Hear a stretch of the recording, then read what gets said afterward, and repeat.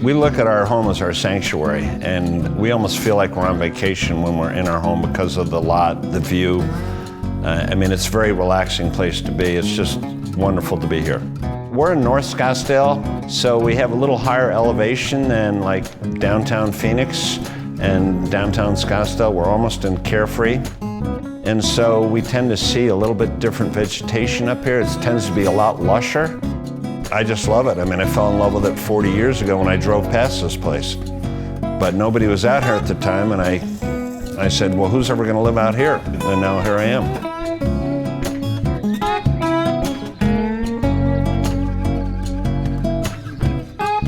Some sites are more opportunistic than others. You know, particularly in this case for George and Susan, when they first started thinking about this particular lot, you know, it was just, oh my gosh, this is just candy. You know, it's gorgeous. I mean, the context of the vegetation, the opportunity to blend it in with the environment and to make nature come into the home is, I think, what it's all about. So it's almost like it's sort of not even there. And then as you get closer to the front door, or to where the front door is going to be, you sort of notice this entryway, which I think is phenomenal, with the natural block and the urban windows and then all the natural cactus that are there. It sort of draws you into the front door.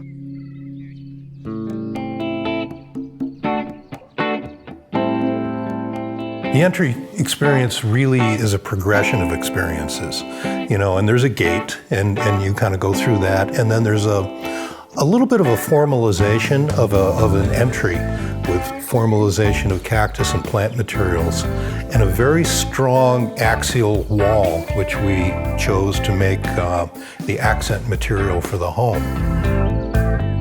Unfortunately, when somebody comes to the front door, if they have a uniform on, our 11-pound guard dog goes crazy. So, you know, I'm not sure that that's the best thing. Yeah.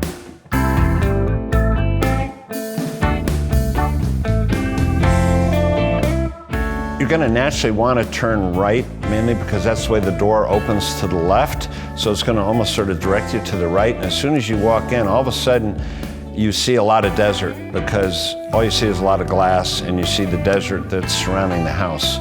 And you also see the block wall from the outside continuing through the house. So it's sort of like you brought the outside inside. I think the attempt was strength and continuity. I mean, it's very perhaps Wrightian in philosophy to create indoor-outdoor expression of materials, continuity of form, and expression of structure. The idea was to try to better erase the lines of what happens inside and what happens outside.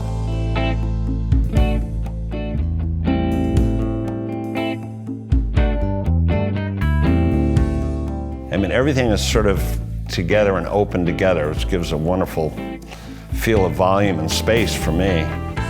We do not need lights during the day, and here in the summer, obviously, the sun comes up at 5 a.m., so we don't need lights till like probably 8:39 at night when the sun sets.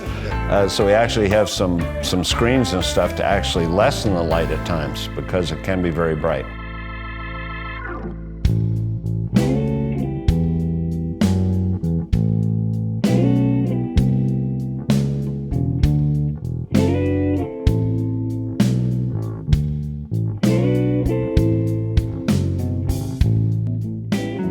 My wife is a very talented, she's actually a trained chef. Aside from being an RN, she's essentially a baker. I mean, she was a pastry chef at the French restaurant here in town, so she can make incredible desserts, which we try not to have too often. It's just a really great warm space, and I just love the island with the natural wood. The kitchen is very easy to entertain in. It's very warm, everybody feels comfortable. We just sit down at the table. It's got seating for 6 adults. It just makes for a very intimate but yet casual evening. We're not formal people, so we did not want to have anything formal.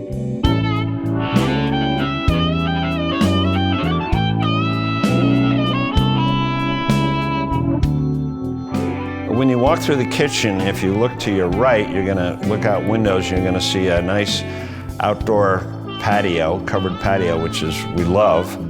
If you go further in that direction, you're gonna come to a small hallway, and to the right is a room that's like a small office. And then to your left is a small hallway, which there's some artwork on the wall, which forms the background on the other side of the kitchen. When you come in the front door and you turn right, you get down a small hallway, and to your left is some more of that natural block, which forms the back wall of the TV sitting area. And then you go through a solid door and you go into the master bedroom. One of the wonderful aspects of contemporary architecture is corner glass. You know, whether it's fully mitered or separated or not, but view turns a corner. Rooms don't have to be square with little holes punched in them. It's an opportunity where there is view and experience and an indoor-outdoor relationship to capture it.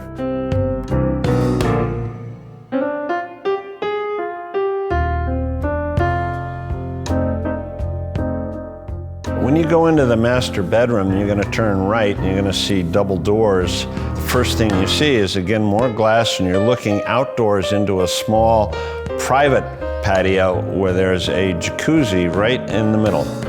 Well, it's kind of zen. I think you want something that makes you feel like you're still experiencing nature, and it makes you feel good.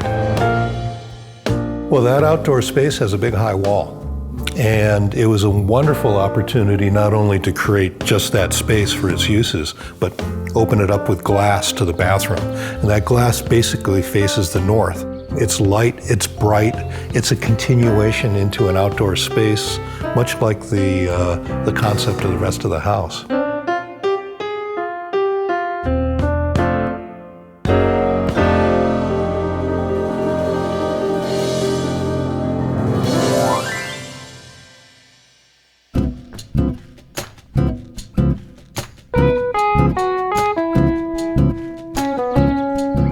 Unfortunately, working with Ron, we had to wait a long time to do it because I made a mistake on the first house and we didn't use Ron.